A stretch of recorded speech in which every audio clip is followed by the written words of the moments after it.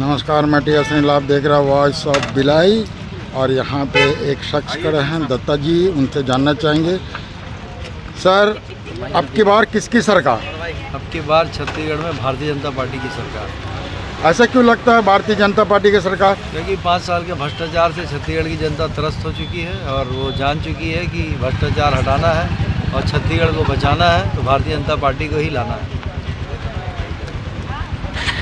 तो ये जो कांग्रेस सरकार है वो तो कुछ और ही कहता है कि जुमलेबाज सरकार है, ठीक से काम नहीं करते, देश को बेचने में लगे हुए हैं। इसमें आप क्या कहना चाहेंगे? भारतीय जनता पार्टी के नेता माननीय नरेंद्र मोदी जी हैं और पूरी विश्व जानती है कि वो कभी जुमला नहीं बोलते, वरन वो हमेशा के हमेशा उनका जो कथनी और करनी एक जैसा रहता है। और ऐसा नेता जिसको पूरा विश्व मानता है तो उसकी बातों को ही भारत के लोग विश्वास करते हैं। और आने वाले समय में आपको दिख जाएगा 3 तारीख को जब भारत में छत्तीसगढ़ में भारतीय जनता पार्टी की सरकार बनेगी।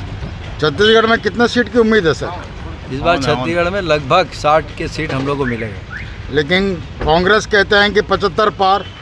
कांग्रेस कुछ भी कह सकती है, महादेव आईडी के उनके पास काफ़ी पैसा है, उसी के दम्भ में वो लोग कुछ भी बोल सकते हैं। सर, जो महादेव की बात किया, ये जो महादेव ऐप जिसने बनाया उसको तो छत्तीसगढ़ पुलिस ने पकड़ा पहले, बाद में जब पुलिस ने कवर किया ईडी को कि जांच को आगे बढ़ाया जाए तो पकड़ा तो कांग्रेस नहीं है।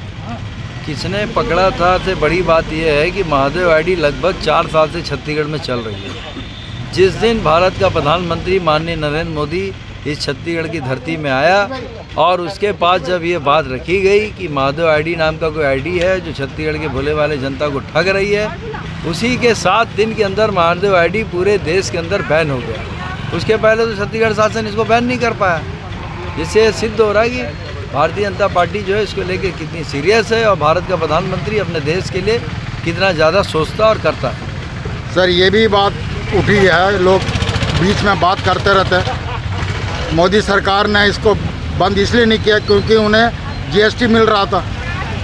नहीं, मोदी सरकार बहुत बड़ी हस्ती है देश की, इतनी बड़े शासन है इतने बड़े देश का, इसके पास तक ये बात पहुंचनी चाहिए थी। जैसी पहुंची वैसी उन्होंने 7 दिन के अंदर इसका काम करके दिखा दिया बंद करके।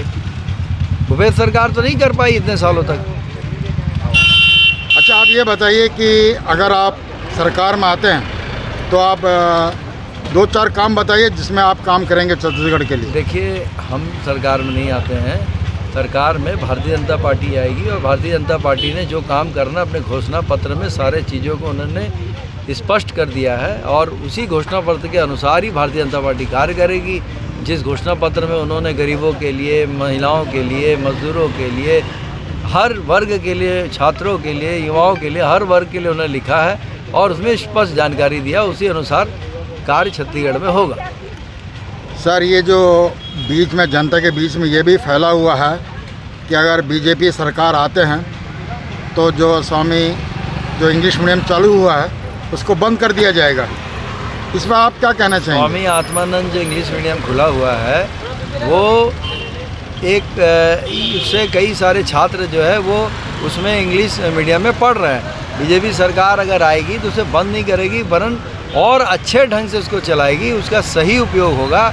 ये लोग तो स्वामी आत्मानंद जी के बारे में भी कुछ नहीं लिखे, उस पूरे के पूरे छत्तीसगढ़ में एक कोर्स नहीं है। बल्कि हम लोग तो ये चाहते हैं कि छत्तीसगढ़ के अंदर स्वामी आत्मानंद जी के जीवनी को भी उसमें शामिल किया जाए। अभी आप सुन रहे थे बीजेपी के नेता को। सर, आप थोड़ा सा अपना डिटेल बताइए ना। सर, मैं उज्जवल दत्ता, अध्यक्ष बीएसपी वर्कर्स यूनियन।